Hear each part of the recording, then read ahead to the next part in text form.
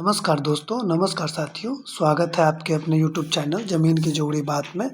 आपको मैं आपके अपने यूट्यूब चैनल पे बताऊँगा बिहार में जो लैंड सर्वे स्टार्ट हो चुकी है, उसका जो प्रपत्र 2 का फॉर्म है, उसको आप कैसे आसानी तरीके से भर पाएँ। क्योंकि प्रपत्र 2 के फॉर्म को भरना बहुत ज़रूरी है और इसको भरने का सारे प्रोसेस मैं आपको बताऊँगा कि आसान तरीके से आप प्रपत्र 2 के फॉर्म को कैसे भरिएगा। क्योंकि ये एक बहुत ज़रूरी काम है। मान लीजिए कोई आदमी है, पूरे ज़मीन का वो अकेला मालिक है, तो उसको कोई दिक्कत नहीं हो रही है फॉर्म भरने में। लेकिन कोई ज़मीन में अगर 4 भाई है, 5 भाई है, 3 भाई है, किसी का खतियानी खेत है, किसी का रजिस्टर्ड डीड के द्वारा लिया हुआ ज़मीन है, उसको इस ज़मीन को इस ये जो प्रपत्र 2 का जो फॉर्म है, उसको भरने में उन लोगों को तकलीफ़ आ रही है। तो उसी से रिलेटेड मैं आपको वीडियो बनाकर दिखाऊँगा। क्योंकि काफ़ी लोगों से मुझे कमेंट के द्वारा पूछा गया है कि आप बताइए प्लीज़ कि प्रपत्र 2 का फॉर्म को कैसे भरें। काफ़ी लोगों ने सामने से पूछा, तो मैं सोचा हूँ कि इस पर एक वीडियो बना लूँ कि प्रपत्र 2 को फॉर्म को कैसे भरें। आप प्लीज़ मेरे वीडियो को पूरा देखिएगा और प्लीज़ सब्सक्राइब भी कर दीजिएगा और लाइक भी कर दीजिएगा और शेयर भी कर दीजिएगा। मैं आपको बताता हूँ कि आप प्रपत्र 2 को आसानी से फॉर्म कैसे भरिएगा। क्योंकि आपके सामने प्रपत्र 2 का जो फॉर्म है आपके सामने में खुला हुआ है, आपको हम लोगों को इसी को भरना है। आइए जानते हैं। जैसे मान लीजिए मैं यहाँ पे कलम सेलेक्ट कर रहा हूँ, ब्लैक कलम ही सेलेक्ट कर लेता हूँ। जैसे कि मान लीजिए यहाँ राजस्व ग्राम लिखा हुआ है, तो आपका जो भी ग्राम होगा आप अपने ग्राम को लिख दीजिएगा। जैसे कि मैं यहाँ पे पता ही लिख देता हूँ, मेरे बगल में एक ग्राम है, उसका जो भी थाना नंबर है आप इसको लिख दीजिए यहाँ पे। और हल्का नंबर आपको अगर नहीं पता है तो छोड़ दीजिएगा, और सर्वे टीम आपको बताएगी तो आप उस समय लिख दीजिए। जैसे पुलिस थाना जो भी है आप अपना लिख दीजिए यहाँ पर, और अंचल जो भी है आप उसको लिख दीजिए यहाँ पर। आसानी से आपको कोई दिक्कत नहीं होगी। जिला जो भी है, जैसे कि मेला मुजफ्फरपुर है, तो मैं लिख दे रहा हूँ मुजफ्फरपुर। अब देखिए कहानी यहाँ से स्टार्ट होती है कि रैयत का नाम, जो ज़मीन के मालिक हैं उनका यहाँ पे उसके यहाँ मतलब होता है कि रैयत का नाम और लिखा हुआ सह-हिस्सेदारों का नाम एवं अंश अगर कोई हो तो सहित एक पिता का नाम भी। यहाँ पे सब चीज़ खोल करके लिखा हुआ है। रैयत मतलब होता है जो ज़मीन के मालिक होते हैं उनका। जैसे कि मान लीजिए आपको एग्ज़ाम्पल मैं देता हूँ कि मान लीजिए कोई एक्स हैं और इनकी मृत्यु हो चुकी है, इनकी मृत्यु हो चुकी है, लेकिन इनके पास यहाँ पे मैं बता दे रहा हूँ कि इनके पास 3 बेटा है। मान लीजिए ए है, मान लीजिए बी है और मान लीजिए सी है, ठीक है।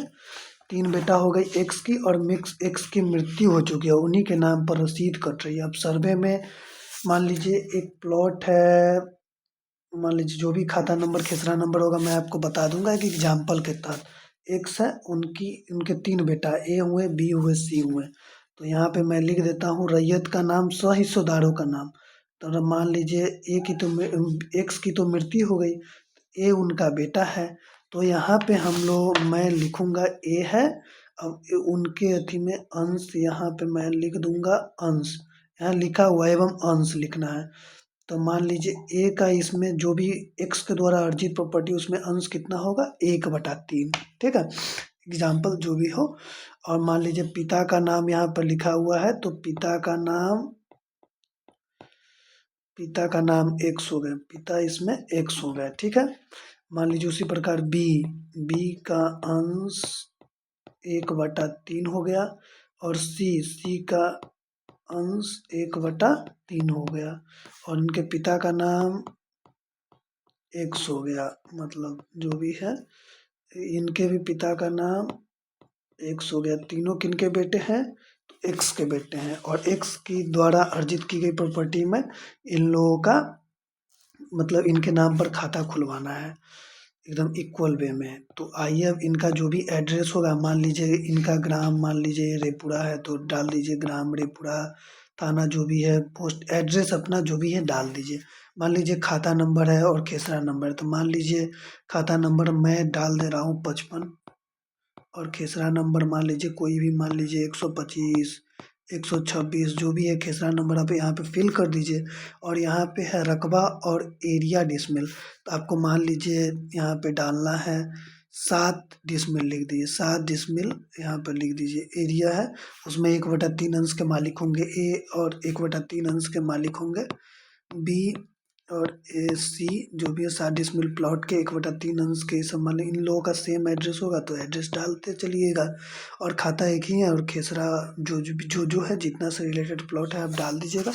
और यहाँ जो चौहद्दी है वो वर्तमान चौहद्दी आप डालिए, जैसे कि उत्तर में कौन हुआ है आप डाल दीजिएगा, दक्षिण कौन हुआ है डाल दीजिएगा, पूरब कौन है डाल दीजिएगा। यहाँ पे मैं इरेज करते जा रहा हूँ, ठीक है। और यहाँ पे मान लीजिए कि यहाँ पे पूरब कौन है, पश्चिम कौन है, आप डाल दीजिएगा। चौहद्दी जो भी प्रेजेंट है आप उसको डालते चलिएगा। अब देखिए यहाँ पे किस्म लिखा हुआ है, किस्म की ज़मीन मान लीजिए यहाँ पे बास ज़मीन है तो हम बास लिख देंगे, किसी का 2 फसला ज़मीन है तो 2 फसला लिख देंगे, 2 फसला ज़मीन है तो 2 फसला लिख देंगे। जिस प्रकार का ज़मीन है आप उस प्रकार के ज़मीन का आप उस प्रकार यहाँ पे लिखा हुआ है किस्म ज़मीन, आपको वही बता देना है। अगर आपको नहीं पता है तो शिविर में जो लग रहा है उससे पूछ लीजिएगा कि किस प्रकार का ज़मीन है, आप प्लीज़ मुझे बता दीजिए। और यहाँ पे मैं भूल गया हूँ रैयत का नाम और पिता का नाम जो था ना, तो यहाँ पे आपको एक और लिखना है एक चीज़ कि यहाँ पे मान लीजिए ये लोग जो भी कास्ट से बिलोंग करते हैं आप उस कास्ट के बारे में लिख दीजिएगा। जैसे कि आप यहाँ पे लिख सकते हैं कि ए अगर भूमिहार कास्ट है तो भूमिहार लिख सकते हैं कास्ट आराम से, जो भी कास्ट होगा अपना कास्ट डाल दीजिएगा। और यहाँ पर देखिए किस्म की ज़मीन हम लोग देख लिए कि बास ज़मीन है तो बास ज़मीन हो गया, 2 फसला ज़मीन है तो 2 फसला ज़मीन जिस प्रकार का हो आप यहाँ पे बता दीजिएगा। अब देखिए यहाँ पे मैं इसको भी इरेज कर दे रहा हूँ हल्का, ठीक है।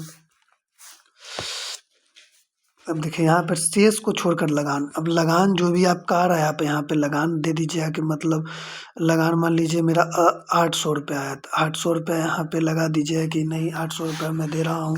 अब देखिए जमाबंदी संख्या जो भी प्लॉट की होगी आप लिख दीजिए। जैसे मान लीजिए मैं एग्जांपल दे रहा हूँ कि 532 जमाबंदी संख्या है तो 532 लिखा गया यहाँ पे, 532 जमाबंदी संख्या तीनों भाई का हो गया 532 जमाबंदी संख्या। और भूमि पर दावा का आधार, जैसे कि मान लीजिए आपको ज़मीन अगर मतलब यहाँ पे जैसे कि भूमि पर दावा का अधिकार, जैसे कि मान लीजिए आप किसी भी ज़मीन के आप उत्तराधिकारी, जैसे कि एक्स के उत्तराधिकारी ए हैं, बी हैं और सी हैं, तो आपको लिखना पड़ेगा इन लोगों को कि उत्तराधिकारी यहाँ पे जो भी इनका है वो लिख देंगे। और जैसे मान लीजिए दान के द्वारा अगर मिला है तो यहाँ पे दान लिख देंगे। जैसे कि भूमि का दावा क्या है, भूमि का दावा आपको वहाँ पे बता देना है। जैसे मान लीजिए क्रय के द्वारा आया है तो यहाँ पे क्रय लिख देंगे।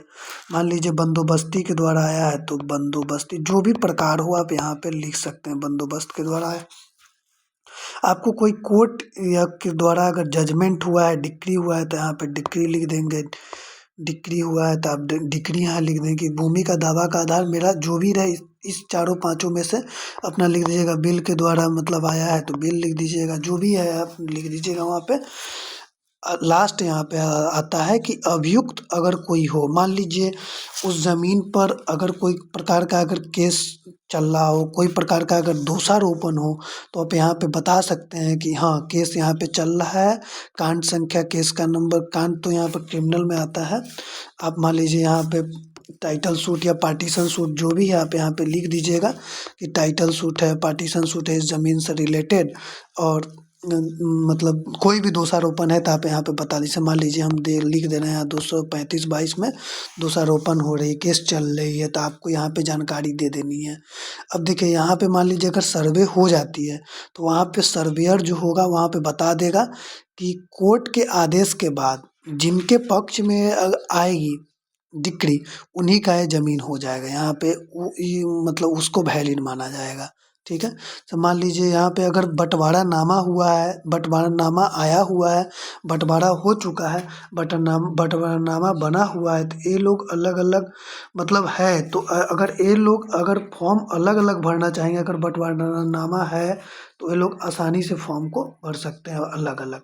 अगर बँटवारा नामा नहीं है तो इस प्रकार से आप लोगों को भरना है, आसानी से कोई दिक्कत नहीं होगी, आप आराम से भर दीजिएगा। मेरे चैनल को सब्सक्राइब कर दीजिएगा, लाइक कर दीजिएगा। मैं आपको फिर बताऊँगा कि प्रपत्र 3 को कैसे भरिएगा, उसका भी मैं वीडियो आपको इस वीडियो में मतलब मैं अपने चैनल पर, आपके चैनल पर मैं बताऊँगा। धन्यवाद।